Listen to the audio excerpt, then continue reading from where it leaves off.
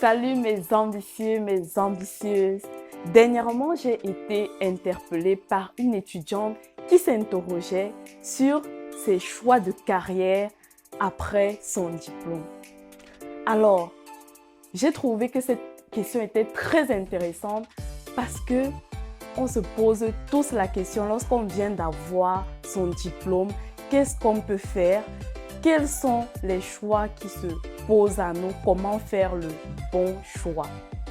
Alors, j'ai décidé de faire cette vidéo pour aider des étudiantes qui se posent les mêmes questions afin de trouver leur voie.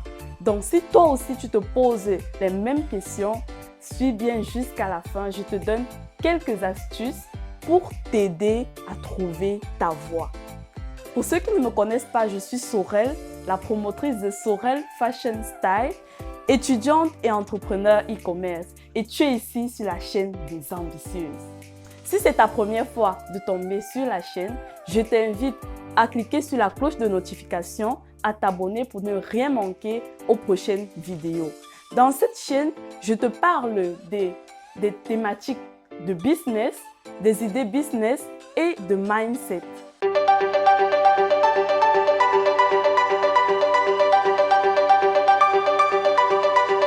Bien choisir sa formation est crucial pour l'avenir.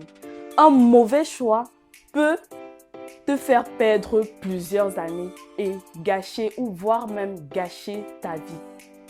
Alors, on a tous vu des personnes qui exercent même un métier qu'ils n'aiment pas au final. La formation s'est bien passée, mais à la fin, ils se rendent compte que le métier n'est pas fait pour eux. Et il y a souvent cette lourdeur-là, cette peine à vouloir se réorienter, à vouloir changer les choses. Donc, pour t'éviter de perdre plusieurs années, de perdre du temps inutilement, il est important de pouvoir faire le bon choix, prendre le temps de s'asseoir, faire des analyses et prendre la bonne décision. Alors, lorsque tu viens de décrocher ton diplôme, il y a plusieurs possibilités qui s'offrent à toi.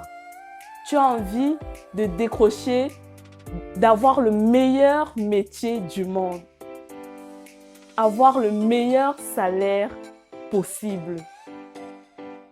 Tu as envie d'avoir ce métier-là qui va te faire avoir la belle vie. Alors, tu as quelques astuces à appliquer pour trouver ta voie. Je vais te les donner tout de suite. La première astuce que tu peux utiliser, c'est d'établir une liste des métiers qui te plaisent. Qu'est-ce que tu aimes comme métier? Tu les notes sur un papier. La deuxième chose que tu vas faire, c'est d'établir, de recenser tous les talents que tu as, tes passions, qu'est-ce que tu aimes faire dans la vie, qu'est-ce qui te révolte dans la vie. Tu dois noter tout cela sur un papier. Si tu ne sais pas quels sont tes talents, tu peux faire cet exercice-là de trouver quelques de tes proches, au moins 5 personnes, à qui tu vas demander qu'est-ce que tu fais naturellement et mieux que les autres. Savoir qu'est-ce qu'ils trouvent chez toi de particulier, qu'est-ce qu'ils te reconnaissent comme compétence. Alors, tout cela va te permettre d'établir qu'est-ce qui te plaît le mieux dans la vie.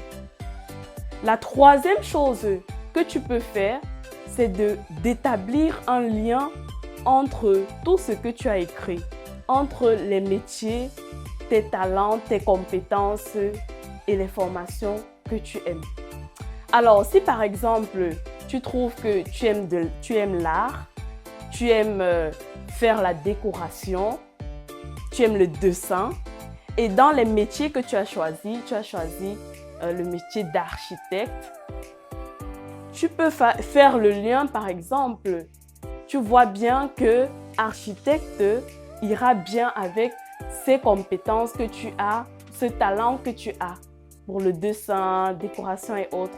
Donc, on ne s'éloigne pas totalement de ce qu'on aime. Alors, tu vois que tu peux faire une formation en architecture, par exemple, et ne pas t'éloigner totalement de tes passions, de ce que tu aimes faire. Et c'est ça qui est génial, parce que quoi qu'il arrive, tu aimeras ton travail. Alors, la quatrième astuce, c'est de savoir quel est ton but dans la vie. Une fois que tu sais où tu vas, tu sauras trouver ta voie. Si tu ne sais pas où tu vas, le vent pourra t'emporter n'importe où et tu risques de ne pas aimer là où il te laisse. Donc, toutes les étapes que tu auras fait préalablement, ceux que j'ai cités, vont te permettre d'établir, de faire une connexion en lien et de savoir quel est ton but dans la vie. Et lorsque tu sais ton but dans la vie, tu dois pouvoir rester concentré, focus sur ce but-là pour ne pas te perdre à la moindre secousse. Alors, la cinquième astuce, c'est d'aller aux portes ouvertes organisées par des écoles de formation, par exemple des universités, pour voir qu'est-ce qui se propose, qu'est-ce qu'on te propose, quels sont les nouveaux métiers, qu'est-ce qu'il y a de neuf. Tout cela va te permettre aussi d'avoir l'esprit élargi et de pouvoir faire des choix, de faire des rencontres qui pourront t'aider.